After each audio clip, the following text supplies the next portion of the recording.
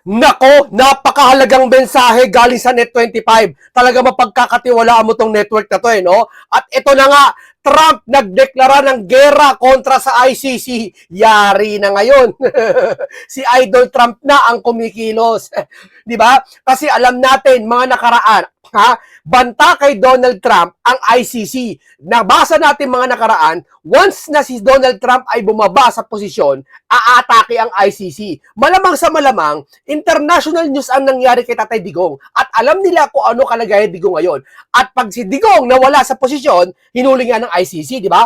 Malamang sa malamang ganun din gagawin kay Donald Trump na mga siguro mga babaltad sa kanya o mga kaalyado niya na ipagkakangulo siya. Pero Amerika kasi walang ganun no? Pero para sigurado lang, ang gagawin ni Trump dito, sinanction niya ibang ICC member, di ba? Yung mga judges. Ngayon, iba na. No, gegerahin na. Hindi natin alam kung literal to, no? Kasi alam mo naman si Trump, pag si Trump nagsalita, ngayon nagsabi siya, itigil niyo na yan. Bukas gagawin niya kagad. 'Di ba? Sa Valenzuela, ganun binigyan niya ng palugit yung Valenzuela. Ganitong oras, itigil niyo na yan. Hindi tinigil. Ang bilis Wala pa doon sa tinakdang oras niya pero inatake kagad niya. 'Di ba? Yung presidente ata ng Venezuela, no? Ganon din sa Iraq. Pag hindi kayo tumigil, gagawin namin yan. Ganon kagad nangyari. Pero hindi dito pinag-uusapan tungkol sa mga digmaan sa Iran. Dito ay digmaan sa ICC. Yari na kayo. Ngayon, sabi ko sa inyo, ano ba mangyayari? Si Tate Digong ba mapapauwi pag ito tinuloy ni Trump? At ipasin nyo, papalapit ng papalapit, ang pagkakagipit kay Donald Trump ng mga ito. Kasi habang alam mo malaki problema ngayon, at sinusolve ni Trump ang problema ngayon, eto mga ICC na to siguro ayaw tumigil. Gusto pa rin talaga usikin or hindi natin alam baka iwarant bigla si Trump. Ayaw ni Trump ng ganon siguro, no? O ngayon, imposible ba makalaya si Tatay Digong? Para sa akin, pag nagkatotohanan talaga to nagkagulu-guluhan na nagkandurug-durugan, dudurugin daw sabi ng ng ICC dudurugin, pupulbusin, ika nga di ba? Makakalaya ba si Tatay Digong? Yes, makakalaya. Bakit? Para saan? Saan nila kukulong yung tao? Di ba against humanity sila? O alangan ng pabayaan nila sa kulungan na wala na sila? Paano human rights ng tao? Paano rights ni Tatay Digong? Pababayaan nila? Ano kakainin kung bubuwagin sila? Babalik na sa Pilipinas, sa jurisdiction ng Pilipinas. Wala namang kaso sa Pilipinas. Pag yan inuwi si Pangulong Duterte o kakasuhan si Pangulong Duterte dito, magtaka na kayo. Dahil dito dapat unang kinasuhan. Hindi muna sa ICC bago dito. Di ba? Magtaka kayo. Pag uwi na tayo dito, malaya, malamang. Hindi, yan sa akin kung matuloy ito kung matuloy ito talagang gegerahin talaga ng, hindi ko alam kung figure of speech to, totohanin ni Trump, hindi natin alam. No? Pero basahin pa natin, ito mga nakakakilabot na gagawin ng Amerika. Naglunsad ang administrasyon ni US President Donald Trump ng gobyernong-wide campaign laban sa International Criminal Court. Ibig sabihin kasama dito. Kaya anti-Claire, anti-Claire. Huwag mong sabihin hindi ka kasama dito. Ano to? International government-wide campaign. Ito pa. US nagbabala sa mga bansang sumusuporta sa ICC. Yung bang Pilipinas anti-Claire bansa? Alam na natin kaalyado tayo ng Amerika Susuporta ka? 'Di ba? May babala si Trump. Hindi babala to Hindi to babala. Pag sinabi kasi babala, ibig sabihin may chance ka pa makalusot no? Lahat ng tumulong sa ICC mananagot. Huwag niyong subukan si Idol Trump. Kasi ang kanyang panawagan, make America great again. Yung sa inyo kasi hindi ganyan no? Make flood control cover again, no? Parang ganon. Sa inyo kasi yun ito pa. Sabi ni Auntie Claire, iginiit na hindi tayo sakop ng pulisiya ni US. Talaga ba? Paano mo nasabi to? Di ba sabi mo mahilig kang maglagay ng ebidensya? Maglabas ng ebidensya. Maglabas ka nga. Pag sinabi ni Trump na bansa na tutulong, sakop ka. Di ba? Wala tong treaty dito. Ano yun? Sinungaling si Trump? Kasasabi niya lang? Ang hirap sa sa taong ito, no? Yung kasasabi mo lang, pabubulaan niya. Huli na, pabubulaan na niya. Di ba? Hindi sakop ng ating gobyerno ang pulisiya ng bansang US. Talaga ba? Okay, sige, gawin mo ang gusto mo. Hindi pala sakop eh. US, hihikayatin ng mga bansa sa nakumalas na sa ICC. Hindi tayo sakop? Hindi tayo sakop? Ha? Ito, tingnan mo.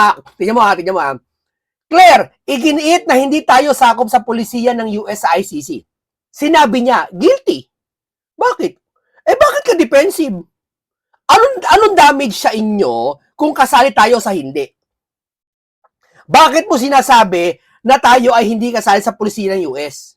Ibig nyo palang sabihin si Pangulo, siya nagpadala ng kay Duterte sa dahig? Hindi naman, di ba? Bakit parang tumaano ka, guilty ho kayo, parang defensive kayo? Pasin nyo, defensive no? Dapat neutral ka lang. Kung anong mangyari, kung di tayo sakop sa hindi, wala tayong problema, ba't ka kakabahan? Ang bagay, hindi naman siya kinakabahan no? Pero sa pananalita niya, nauhuli siya. Di ho ba? US hihikayatin ng mga bansa, ano, Auntie Claire? Bansa na kumalas na sa ICC. Yan, sabi ko sa inyo. Sabi ko nga sa inyo, mga DDS, PDP laban, ha? Ito gawin nyo. Sumulat kayo kay Donald Trump, pasulatin niyo si Tatay Digong. Baste, sa Kitty Duterte, yung asawa ni Duterte, Sara, Baste, Pulok, kung nakikinig kayo, sumulat na kayo kay kay Donald Trump gamit ang kamay ni Tatay Digong. Sabihin mo magsumbong kayo dahil dito kamo pinahihirapan kayo sa ICC, ha? Hindi makatarungan po ang ginagawa niyan. Isulat nyo po at meron sa Pilipinas kamo na nagngangalang mga 18 Marines kung saan may binabanggit, no? Pero hindi pa naman totoo 'yon. Basta banggitin niyo lang, no? Para ang Amerika matawagan ng pansin po diyan sa ICC, no? Kasi kung ako susulat ako kay Trump. Hindi akong karapatan kasi ano lang ako tao lang ako eh. Hindi ako nagmamalasakit kung pinagmamalasakit ko ang Pilipinas. Kasi sila kamag-anak, kaya sila may karapatan magsulat kay Tatay Digong. Tama?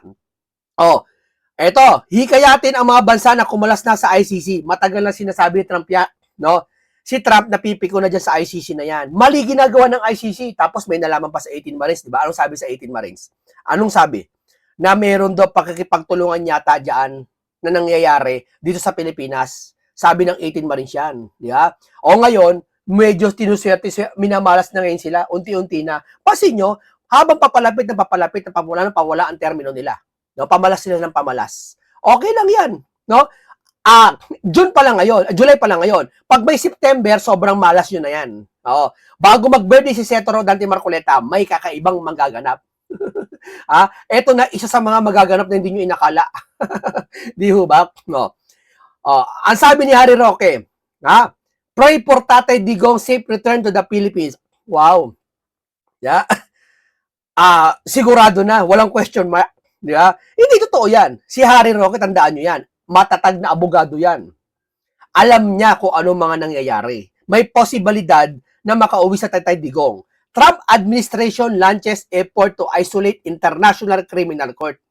Ang nagsalita yung tagapagsalita nila na si Marco ata yun. Ito. Pakinggan natin ang Net25 sa kanilang pahayag tungkol dito sa ICC, no? Talagang gegerahin tong ICC na to. Hindi ko alam kung figure of speech ba to. Pero pag sinabi kasing gegerahin ni Trump, bagaman hindi gagamitan ng missile at ng mga bala, pero syempre, read between the line yun. Parang ganito. Ha? Sige, pupunta ako diyan. Huwag mo nang hintayin na ako'y mapikon diyan. Huwag ka mag-alala. Hindi naman kita susuntukin eh. Ikaw ba, naisip mo, hindi pala ako susuntukin nun eh. Okay lang. Pagdating doon, sinuntok ka. Di ba? Yang nagsasalita, state yan, Amerika. Ha? Ako, para sa akin, pinakamagandang bansa talaga, Amerika eh. Kung umabuti-buti nga lang, sana Amerika na tayo eh. Sa kalagayan natin ngayon eh, mas maganda, Amerika na mamuno sa atin, para maganda eh. Hindi naman yun. No? Pero, Amerika kasi yan, di ba? Hindi yan nagsasalita ng kung sino man tao lang na, hindi kami gagamit ng missile. Hindi ganon. Ang nagsasalita Amerika. Read between the line. Hindi porket sinabi niya na hindi kami gagamit ng missile. Wala palang missile eh. Hindi matatakot. Mas nakakatakot nga eh. Mas nakakatakot. Pag sinabi nila na hindi kami gagamit ng missile, mas nakakatakot. Diba? Okay pa sabihin na tumigil na kayo, kundi gagamit kami ng missile. Mapaghahandaan Di ba? Hindi sila matatakot, sabi, ano lang yan, panakot lang yan. Hindi. Iba yung salita na yon, iba yon. Pakinggan po natin ang Net25. Mula sa impeachment, pakinggan niyo po muna itong balitang ito sapagkat dapat ito malaman ng ating mga kababayan. Alam mo ba yung International Criminal Court, Ah. ICC? Ito na. Alam ko yan. Mm. Nandyan si Digong ngayon sa The Hague. Yes. Oh. Ano ang nangyari sa ICC? Binuwag na. Eto na. Ito na. Ang United States of America, USA, ay nagdeklara po ng gera. Nako! Ba? Nagdeklara ng gera. Ang dami ng kagera ng US, ha? Alam mo kung sinong kagera ngayon ng US? Sino ang kagera nila? Ang mismong ICC. Nako! Nako, pulbus yan. Ay, Pulbos talaga yan. Figurative speech or literal, pulbos yan. Maniwala kayo. Akala nyo nagbibiro si Trump? Kung halimbawa, kung mga presidente nagbibiro, kung nagbibiro, si Trump ibahin nyo. Ibahin nyo si Trump. Hindi niya sasabihin yung make America great again. Kung siya ngayon ay nagbibiro sa sinasabi niya, isipin nyo na lang kung ano ginawa sa ibang bansa. Isipin nyo na lang. Malaki yun. Malaki yun. Eto ICC lang. Maliit lang. Pero banta kay Trump pag nababa siya sa termino niya. Durog yung Durog. ICC na yan. hindi lang basta ICC yan. Oho. Lahat ng kaibigan ng ICC. Nako! Hindi lang basta kaibigan, lahat ng sumusuporta. Lahat na nakipag-ugnayan. Lahat kasi pag nakipag-ugnayan ng ICC, at tandaan nyo pag nakipag-ugnayan ka sa ICC, lumalakas ang loob ng ICC. Iisipin niya, may naniniwala pa naman sa amin The more may naniniwala sa kanila, lalo silang lumalakas ang loob. Yeah? Kaya, ang target ni Trump, yung mga naniniwala sa ICC, na kumalas na, hindi kahit niya. Pero, kung ayaw, eto. Ay kalabanan ng Amerika. Nako! Yari, may sulat si Trump, Nagpirma na. Kasunduan. Ayan si Donald Trump. Ako po.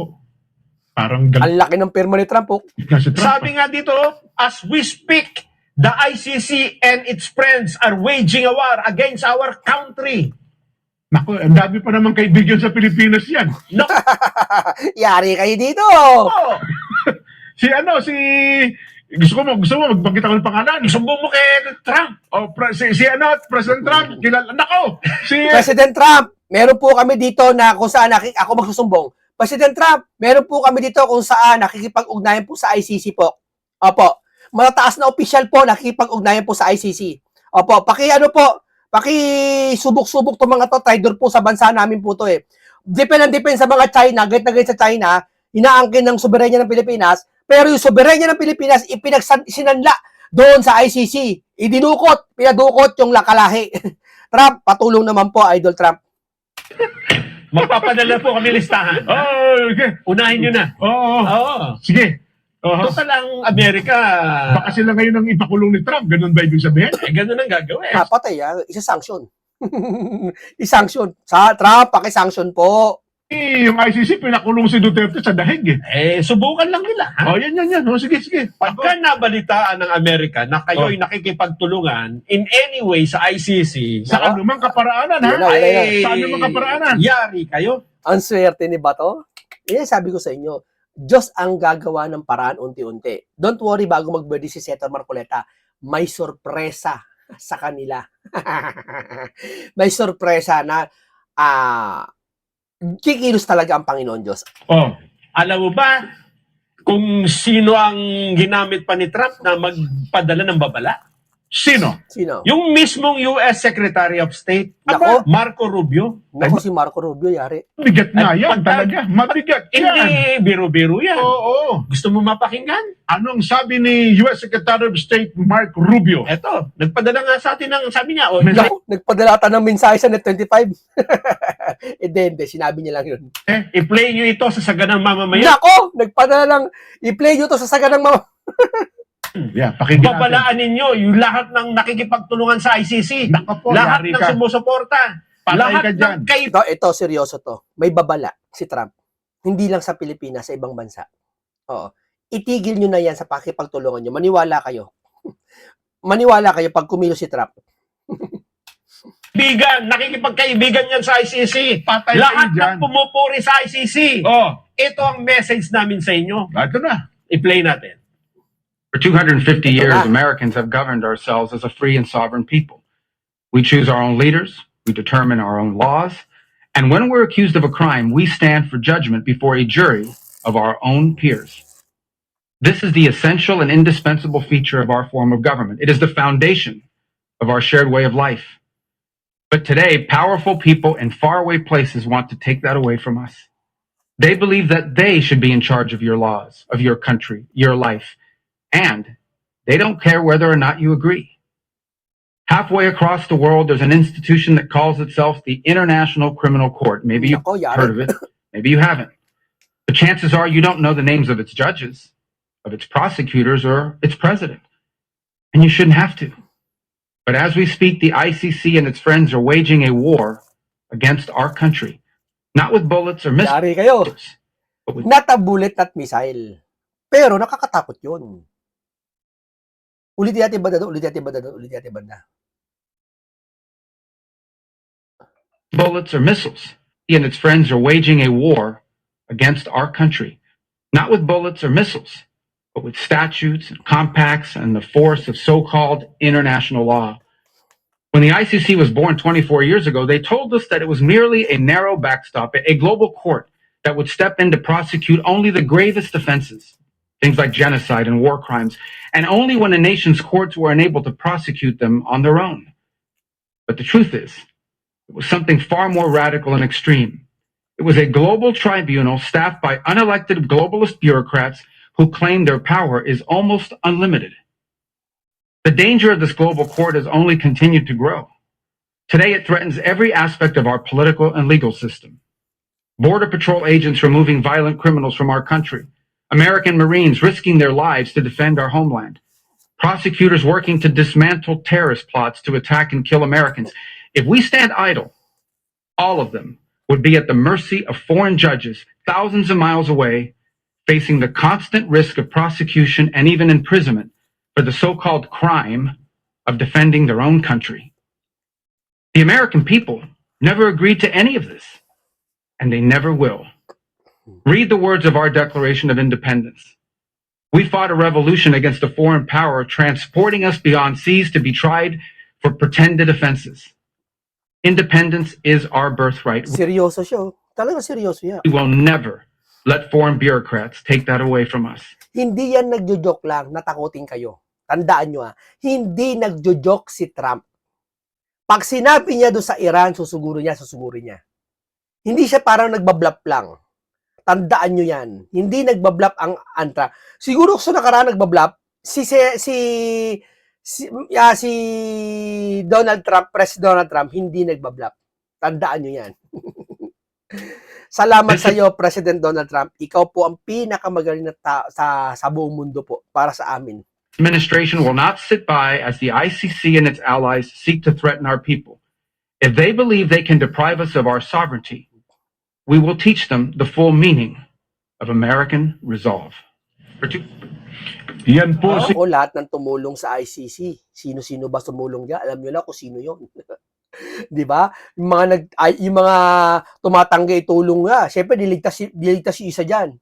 Si Big Fish liligtas diyan, ha? Yung Big Fish liligtas diyan. Hindi siya makakaligtas pa rin diyan. Tuturo siya.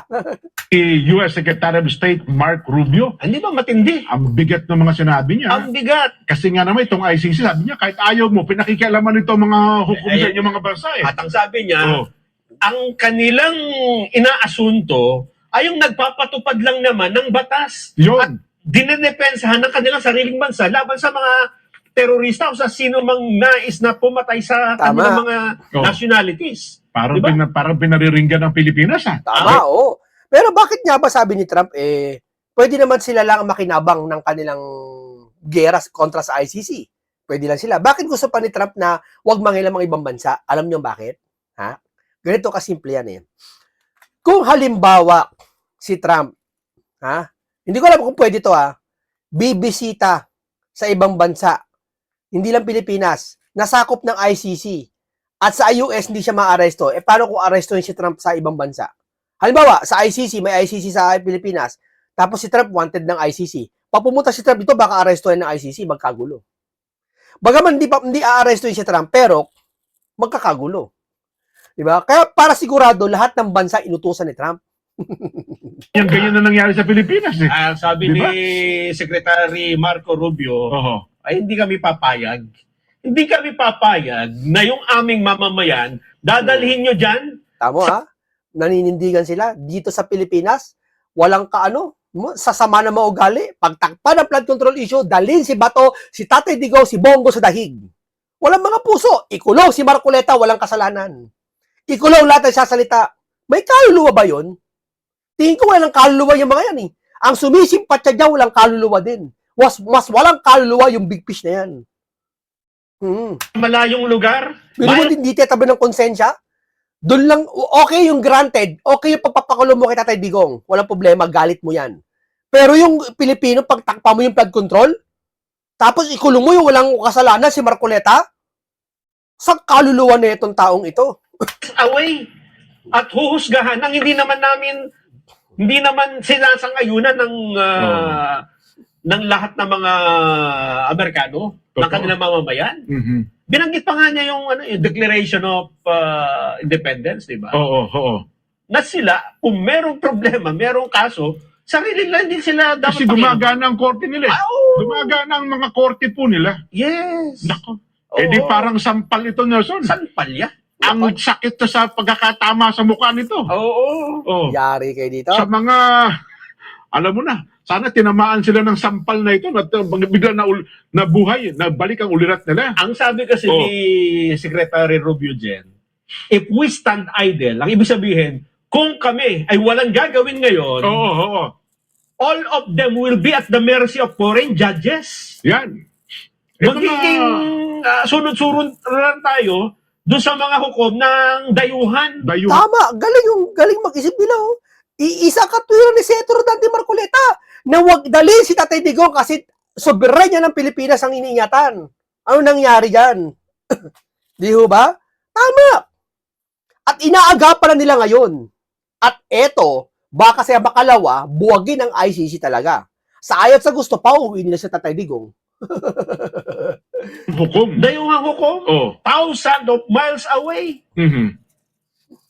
Dahil lang dun sa krimen na of defending their own country. Totoo. Paano yung war on drugs? War on drugs, yes. Kasi dinedepensa mo lang naman dito Oo. yung biktima ng illegal drugs eh. Kasi nga, pumasok na ang droga pati sa gobyerno. Oo. Di ba? 4 million, almost 5 million drug addicts ang nagkalat sa buong Pilipinas. Ayun, oo. At yan totoo naman, on record, di Totoo. ba? At nilalarawan niya na walking time bomb. So, ang isang drug addict, drug dependent, ang tawag po niya ay walking time bomb yun eh. Naintindihan ng Oo. Amerika yan dyan eh. Kasi once in their history, Oo. naging problema nila yung droga. Yes. Kaya nga nila pinahuli si Pablo Escobar, di ba? Oo. Kaya lang Nakalipat ata na ibang mga... Hindi, nandun sa Colombia, doon naman nahuli. Ayun, doon. Kaya lang, hindi nga nila gusto nila ma-extradite, makuha ng Amerika eh. Totoo. Pero, once in their lifetime,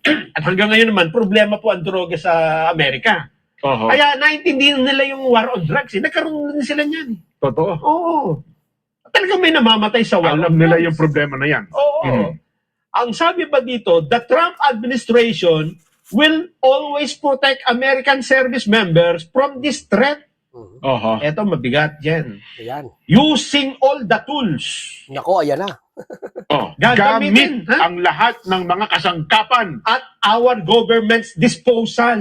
ba sa pamamagitan mismo ng kanilang gobyerno ng Amerika, tinutukoy ha. Kikilos talaga ang gobyerno ng Amerika. Kikilos talaga. Kikilos talaga. Kaya yun nagkakampi sa Pilipinas, kala nyo ligtas kayo? Sabi sa inyo, may araw din kayo. Anong gagamitin? Oh. Ano daw? Anong gagamitin dyan? Sabi niya, lahat ng mga ano. Ng tools, di ba? Oo. Anong gagawin? We will dismantle Nako po. the ICC brick by brick. Ko po. Buburahin talaga. Pupulbusin talaga. Hindi yan biro sa mabisang gawa ng Amerika. Hindi yan biro Baka sabihin nyo, ay wala yan. Nasanay kayo kasi sa presidenteng bulok. Dito kay Donald Trump, talagang gagawin niya yan. Dahil lalo na banta sa kanila. Necessary. Parang Naku, necessary. pamintang durog pala, no? Dudurugin na parang paminta. Isa-isa yan. Oo. Kada antindi. Antindi po nito. Di parang mas matindi pa yung banta nila sa Iran pala kung gagawin sa ICC. Diba sa Iran kasi, ang binombo lang nila, yung mga paligid ng Iran, tsaka Strait of Hormuz, Ito, diba? pagluluray-luray yun. O yun na nga. Oo, tindi ng galit ni Trump. Matindi talaga. Oy, wag ka... alam ko iniisip ng mga ICC, pati mga kampi kay ICC. Akala nyo away politiko lang yan, pakukulong, parang kay Senator Marcoleta, pakulong. Hindi po gaya ng hindi po gaya ng gusto ni Trump. Tandaan nyo yan. Hindi po suntukan ng away ni Trump. Tandaan nyo yan. Baka akala nyo nagbibiro si Trump. Mukhang, bakit na parang pikon na pikon si Donald Trump sa ICC na yan? Kasi nga, Oh. ngayon, di ba, pinapakialaman nila yung ngayon Suportado ako. Iran. Oo. Dumadagdag yung mga gustong kasuhan dyan sa ICC. Oo. Suportado ako sa katwiran na yung soberenya iniingatan. The best sa akin yan. Dahil sa Pilipinas, hindi maramdaman sa Pilipinas yan. Yung mga pinklawan, kung maniniwala, soberenya iniingatan nila. Diba? Pinagtatanggol nila sa China kayo, pero sa ICC, pinapadampot yung kalaban nila. Hindi soberenya iniingatan nila. Yung gusto nila, ang gusto nila masunod. Oh. Bukod pa yung allies nila. Oo. Kasi si Benjamin Netanyahu may warato para sa Israel. Oo, Israel. Si Vladimir Putin Oo. ng Russia. Bagamat hindi Oo. nila ka-alyado yun, Oh. baka matagdag na rin dito. Alyado namin si Digong noon. Oo nga, my friend Digong, sabi Diba? niya ni Donald Trump, di ba? Siguro, ang gagawin ng mga supporter ng dating Pangulo, siguro ihingin nyo ng tulong sa Amerika. Yun. Ayun, total, wala kayong asahan sa Pilipinas. Yun. Totoo. Oo. Mukhang ang tibay na ng ebidensya nila. Oo. May batayan, isa nangyari. Oo. Oo. May tinatawag dyan yung, alam mo yung extraction. Mm. Oo, napanood ko yung Extraction 1 at Extraction 2. Yung kukunin, di ba? O, extract nyo na dun. Ang bida Oo. din, yung gwapo, yung kamukhang-kamukha ko eh. Anong pangalan ng bida sa Extraction 1 at Extraction 2? Galing Oo, eh. magaling. Oo. Tsaka yung ano yan, Oo. bilib ako dun sa camera niyan eh. Oo. Walang cut eh. No? Anong pangalan ng Diretso. artista na yan? Ang galing eh. Si Magaling. ano yata, si... Si Chris Hemsworth. Chris Yun. Hemsworth. Oo. Ba't Si- ba tayo napunta? Yun na nga, talaga. Hindi ba, mga babayan?